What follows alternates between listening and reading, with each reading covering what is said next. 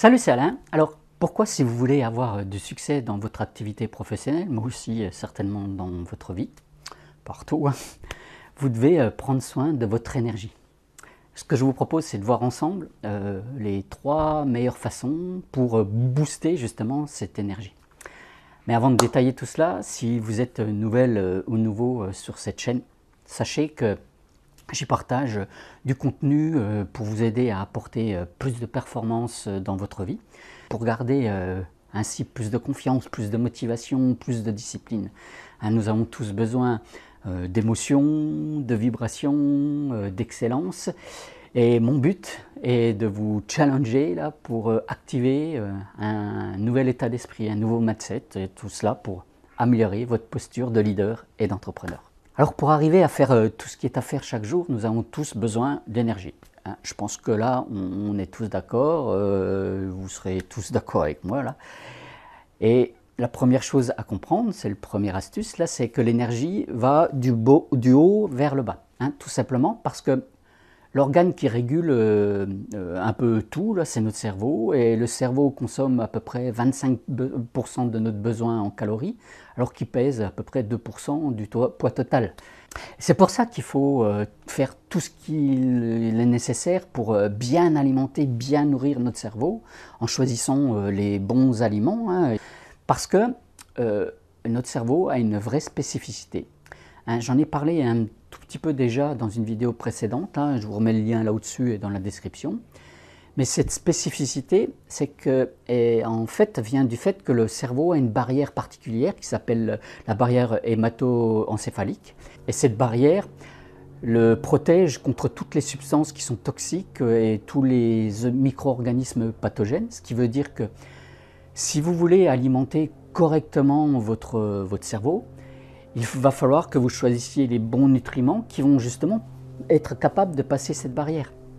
Ensuite, le deuxième point est que le cerveau fonctionne toujours mieux quand nous sommes en mouvement. Pendant des milliers d'années, l'humain a été un nomade, ce qui lui a permis de mettre en place des mécanismes pour améliorer les connexions entre les neurones. Donc pareil, j'ai déjà parlé de ce processus et du BDNF. Je vous mets de nouveau le lien là au-dessus et là en dessous. Là. Ce qu'il faut juste comprendre, c'est qu'il est nécessaire de faire de l'exercice chaque jour pour améliorer justement ce processus. Et ça ne veut pas dire qu'il faut faire des heures de muscu à tire-larigot. Des études ont montré qu'il suffit d'une marche de 11 minutes 2 à 3 fois par jour pour prendre soin de l'énergie de votre cerveau. Prenez donc le réflexe d'aller marcher en écoutant un podcast, en écoutant ma chaîne YouTube par exemple. Pour un leader, ça veut dire peut-être aussi faire des réunions, ces réunions téléphoniques par exemple, ou même ces réunions en côte à côte là, en marchant. C'est Steve Jobs, je crois, qui faisait beaucoup ça avec ses collaborateurs. Le troisième point en termes d'énergie est d'apprendre à ralentir pour pouvoir mieux accélérer. Il faut arrêter d'être toujours à fond. Si vous voulez courir un marathon, vous devez faire des entraînements progressifs pour apprendre votre corps à tenir sur la distance. Même un Usain Bolt là, est incapable de courir plusieurs 100 mètres d'affilée. Il a besoin lui aussi de faire des pauses entre chacune des courses. C'est ce réflexe que vous devez adopter. Prendre soin d'avoir de bons moments de régénération là. Et en particulier, aujourd'hui, dans cette capsule, je voudrais vous parler de votre sommeil. Des études ont été faites par l'université de Stanford qui a mis en exergue la chose suivante. On va parler encore un peu de sport, là, mais cela me permet, moi, de vous permettre de vous rendre compte que l'impact que peut avoir le sommeil sur votre propre performance. Et cette étude a démontré que les athlètes qui ont suivi un protocole pour dormir en moyenne 8h30 de manière constante, pendant une période de temps assez courte, ces athlètes ont gagné 1 seconde dans leur sprint et ont amélioré leur lancer franc, le tir à 3 points de plus de 9%. Alors pour monsieur et madame tout le monde, ça ne veut rien dire, mais pour un athlète de haut niveau, ça peut faire une telle différence que ça va leur permettre par exemple d'obtenir une bourse ou même de signer en NBA. En plus, les participants à cette étude se disaient moins fatigués, avaient des temps de réaction améliorés et aussi avaient le sentiment d'avoir une humeur générale et un bien-être physique bien meilleur en tout cas de ce qu'ils avaient auparavant. Donc, vous venez de le comprendre, hein, je l'espère, mais une des clés essentielles pour votre performance, c'est améliorer la qualité de votre sommeil. Et si vous voulez bien, je vous donne 3 astuces là pour faire en sorte d'améliorer ce sommeil. Sachant que si vous voulez aller plus loin, je vous mets un lien là au-dessus de nouveau et en dessous pour que vous puissiez télécharger un e-book où j'ai mis plein d'autres astuces, plein d'autres stratégies sur le sommeil. Alors les 3 stratégies pour un meilleur sommeil là, du jour sont faites de l'exercice mais de façon tôt dans votre journée. Parce que l'heure à laquelle vous faites vos exercices peut vraiment influencer la qualité de votre sommeil. C'est des chercheurs de nouveau aux États-Unis qui ont constaté que les participants qui faisaient de l'exercice le matin passent plus de temps dans les phases de sommeil qui sont profonds et les plus anabolisants. C'est-à-dire c'est ceux où finalement où on régénère tout là.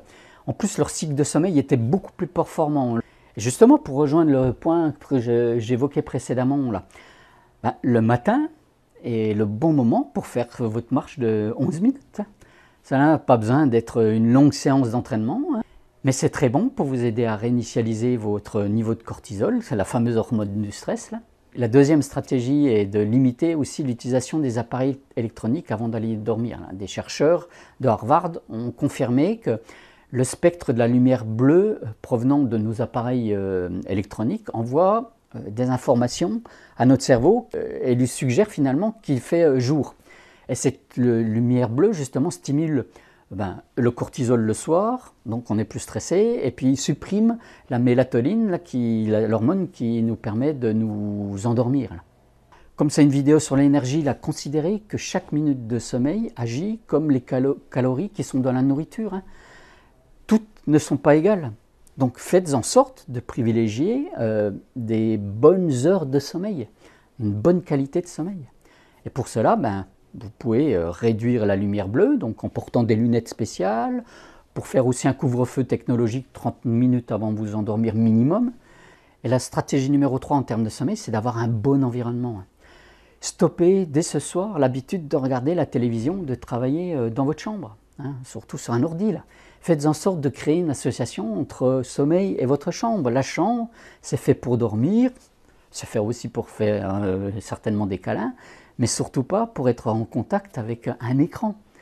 Et un bon environnement de sommeil, c'est aussi avoir une chambre qui est sombre, une chambre qui est fraîche. Des chercheurs ont découvert que placer une lumière là, derrière votre genou, faites en sorte que les sujets qui avaient cette lumière là avaient une perturbation de leur sommeil, tout simplement parce que notre peau est un photorécepteur qui nous aide à déterminer l'heure qu'il est. Et puis si vous mettez une petite lumière, votre peau détecte qu'il fait encore jour finalement. Et pareil pour la température, faites en sorte de couper toutes les sources de chauffage pour bien dormir. Alors vous le voyez, en adoptant ces 3 stratégies qui sont toutes simples, vous allez pouvoir décupler très facilement votre énergie. Donc en 1, faites en sorte de choisir une nourriture qui soit efficace, notamment pour votre cerveau.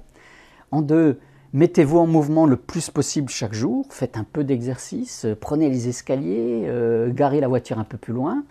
Et en 3, utilisez la puissance du sommeil pour construire votre énergie. Pour conclure cette vidéo, je voudrais me dire la chose suivante. Nous vivons quand même dans une époque où tout s'accélère, là on est tous d'accord, et surtout où la technologie vient perturber ce que l'humain a construit pendant des millénaires.